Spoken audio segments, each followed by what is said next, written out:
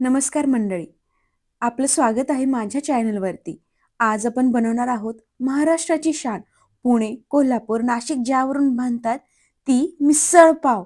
आणि हो, शेवटपर्यंत बघा कारण आपण करणार आहोत सळसळीत, झणझणीत आणि अस्सल अशी मिसळ थाळी. चला तर मग वेळ वाया न घालवता आज आपण बनवूयात माझ्या स्टाईलची पुणेरी मिसळ. चला, सर्वात आधी आपण मटकी शिजवून घेऊयात. त्यासाठी मस्तपैकी मोड आलेली अशी मटकी घ्यायची. आता आपण इथे 5 ते 6 जणांसाठी ही आज मिसळ बनवणार आहोत. त्यासाठी घरातली कुठलीही आपली नॉर्मल वाटी घ्यायची आणि त्या वाटीने 5 वाटी मटकी आपल्याला मोजून घ्यायची आहे. शिजवल्यानंतरून मटकी हलकीशी फुलते, त्यामुळे आपण इथे 5 वाटी घेत आहोत. तुम्हाला जर 6 वाटी घ्यायची असेल तरीही चालेल. थोडी एक्स्ट्रा झाली तरी चालेल, पण कमी पडायला नको. तर इथे मी 5 वाटी मटकी मोजून घेतलेली आहे. ज्या भांड्यामध्ये किंवा कुकरमध्ये मटकी शिजवायची आहे तुम्हाला, तेच भांडं किंवा कुकर वापरायचं आणि त्यामध्येच मटकी मोजून घालायची. आता इथे मटकी मोजून झाली की यामध्ये आपल्याला घालायचं आहे 3 ग्लास पाणी. आता हे पाणी आपण पुढे कट करण्यासाठी वापरणार आहोत, त्यामुळे 3 ग्लास पाणी घालायचं.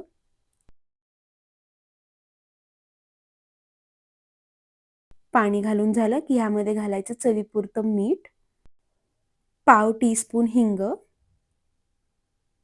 आणि अर्धा टीस्पून हळद. मीठ, हळद आणि हिंग हे सर्व घालून झालं की चमच्याच्या मदतीने व्यवस्थित सगळं मिक्स करून घ्यायचं आणि कुकरला लावून मध्यम ते मोठ्या आचेवरती ह्याच्या 2 ते 3 शिट्ट्या करून घ्यायच्या. चला, मटकी आपली शिजतीये तोपर्यंत कटचा मसाला करण्यासाठी लागणारं आपण सामान पाहूयात. त्यासाठी मी इथे घेतलं आहे 2 मध्यम आकाराचे उभे बारीक चिरून घेतलेले कांदे. कांदे असे उभे आणि बारीक चिरून घ्यायचे. त्याचसोबत पाव कप सुकं खोबरं, तेही असं उभं बारीक चिरून घ्यायचं. 2 टीस्पून लसूण, 1.5 इंच आल्याचा तुकडा, आल्याचे काप करून घ्यायचे. 10 ते 12 कढीपत्त्याची पानं, 1 टीस्पून डाळवं किंवा फुटाणे भाजलेले जे आपले फुटाणे असतात ते, 1 टीस्पून अख्खे धणे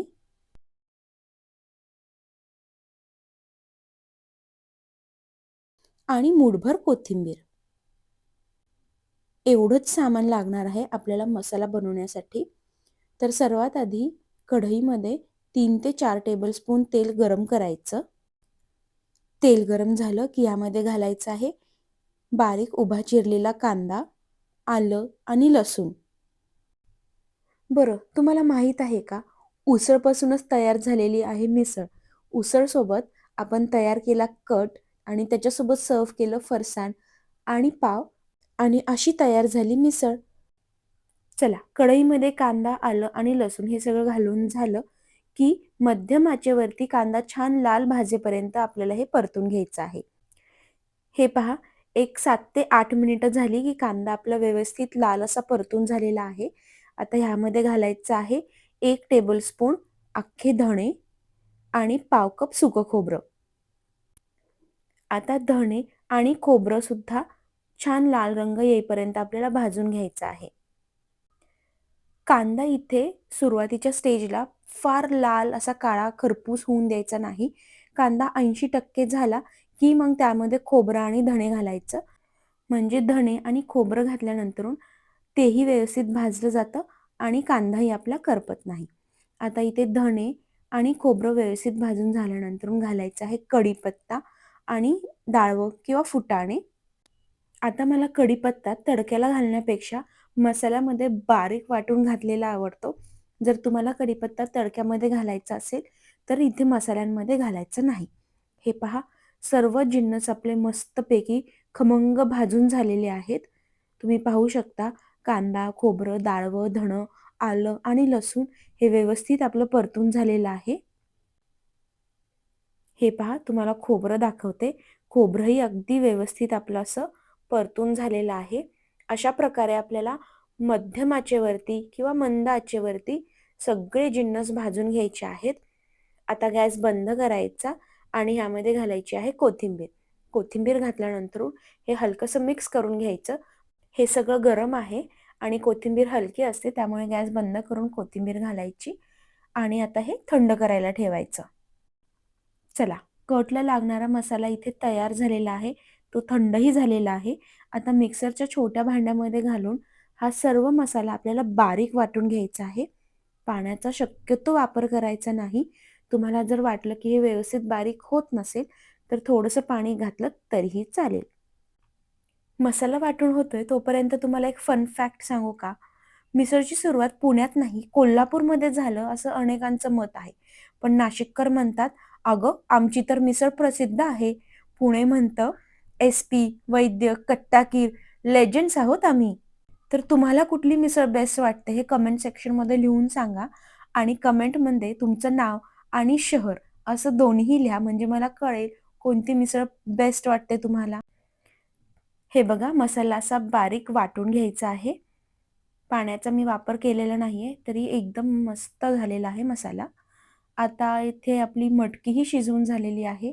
तुम्ही पाहू शकता मटकी व्यवस्थित शिजली आहे. आता मटकीमधलं हे पाणी आपण सेपरेट करून घेऊयात, पाणी गाळून घेऊयात. पण पाणी आपल्याला टाकून द्यायचं नाहीये, आपण ते कट बनवण्यासाठी वापरणार आहोत. गाळणच्या मदतीने पाणी आणि मटकी वेगळी करून घ्यायची. मटकी शिजवताना आपण हे जे पाणी वापरलं आहे त्यामध्ये मटकीचा अर्क उतरलेला आहे, त्यामध्ये मीठ असतं, हळद आणि हिंग. त्यामुळे हे पाणी टाकून द्यायचं नाही, कटामध्ये वापरायचं. चला, आता ज्या कढईमध्ये मसाला तयार केला होता पुन्हा त्याच कढईमध्ये 3 ते 4 चमचे तेल गरम करून घ्यायचं. तुम्हाला जर अगदीच ती मस्तपैकी अशी तर्री हवी असेल तर तेलाचं प्रमाण थोडं वाढवायचं. तेल गरम झालं की जो आपण मसाला बारीक वाटून घेतला होता तो घालायचा.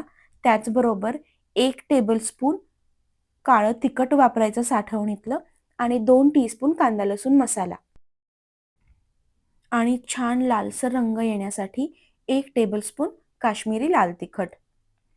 हे मसाले घालून झाले की तेलामध्ये व्यवस्थित हे परतून घ्यायचे जोपर्यंत ह्याला तेल सुटत नाही तोपर्यंत. आता काळा मसाला हा शक्यतो जास्त तिखट असतो, पण तुमचा जर तिखटचा टॉलरन्स जास्त असेल तर तुम्ही यामध्ये अजून थोडंसं तिखट वाढवू शकता तुमच्या आवडीप्रमाणे. आता काही जण ह्या स्टेजला बारीक चिरलेला टोमॅटो सुद्धा घालतात. तुम्हाला जर आवडत असेल तर एक मध्यम आकाराचा बारीक चिरलेला टोमॅटो घालायचा किंवा मग टोमॅटो प्युरी घालायची. मसाल्याला आपल्या व्यवस्थित तेल सुटलेलं आहे. आता जे मटकीचं पाणी आहे जे आपण बाजूला काढून ठेवलं होतं ते घालायचं आणि त्याच सोबत अजून 2 ग्लास पाणी घालायचं इथे. मला कट जो आहे तो शक्यतो मध्यमपेक्षा थोडासा कमी कन्सिस्टन्सीचा आवडतो. खूप पातळ कट मला आवडत नाही. तुम्हाला तर खूप पातळ कट आवडत असेल तर भाजलेल्या मसाल्यांचं प्रमाण जे आहे, जो आपण मसाला वाटून घेतला होता त्याचं प्रमाण थोडंसं कमी घालायचं. सगळा मसाला घालायचा नाही. 1 ते 2 चमचे मसाला बाजूला काढून ठेवायचा आणि मग बाकीचा मसाला घालायचा. हे पहा, मला अशा कन्सिस्टन्सीचा कट आवडतो. आता चवीपुरतं मीठ घालायचं, मीठ चेक करायचं, मीठ घालायचं आणि मस्तपैकी मोठ्या आचेवरती 2 ते 3 मिनिटं ह्याला उकळी काढून घ्यायची. तेल आपण कमी वापरलेलं आहे, तरी पहा किती सुंदर तरी आली आहे.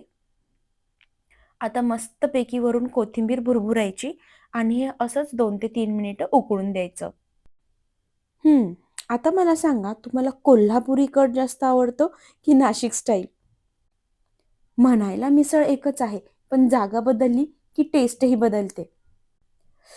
वा वा वा, काय सुंदर कट दिसतोय, काय ती तरी, काय तो कलर, वा सुरेख. चला, कट आपला रेडी आहे, मटकी आपली शिजवून झालेली आहे. आता आपण प्लेटिंग करायला घेऊयात. तुम्हाला एक गंमत सांगू का? पाव सुद्धा मी घरीच केले आहेत. मस्त झालेत की नाही? आणि अंड घातलं नाहीये बरं का या पावांमध्ये, तरी पण बघा किती मऊ आणि मस्त झाले आहेत. बाहेरच्या पेक्षा चव छानच आहे. तुम्हाला जर पावाची रेसिपी हवी असेल तर खाली कमेंटमध्ये पाव असं टाईप करा. नेक्स्ट व्हिडिओमध्ये मी पावाची रेसिपी नक्की पोस्ट करेल. छान असे मऊ आहेत पाव, बाहेरच्या सारखे असे फौस लागत नाहीत. अरे थांबा थांबा, सगळं रेडी आहे. चला प्लेट रेडी करूयात.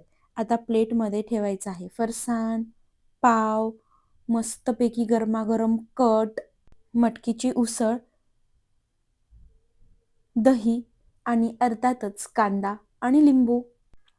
पूर्ण मिसळ थाळी आपली रेडी आहे. आता काय करायचं? मस्तपैकी मांडणी घालायची आणि ताव मारायचा ह्या मिसळवरती. शनिवारी किंवा रविवारी हा मस्त फक्कम बेत करा. आजच मटकी भिजू घाला म्हणजे त्याला छान मोड येतील आणि एन्जॉय करा. आणि ताव मारताना मिसळ कशी झाली हे मला कमेंटमध्ये सांगायला विसरायचं नाही. त्याचसोबत रेसिपी जर आवडली असेल तर चॅनलला लाईक, शेअर आणि सबस्क्राईबही करा. पुन्हा भेटूया अशाच एका छान मस्त रेसिपीसह. तोपर्यंत मस्त खा. बाय.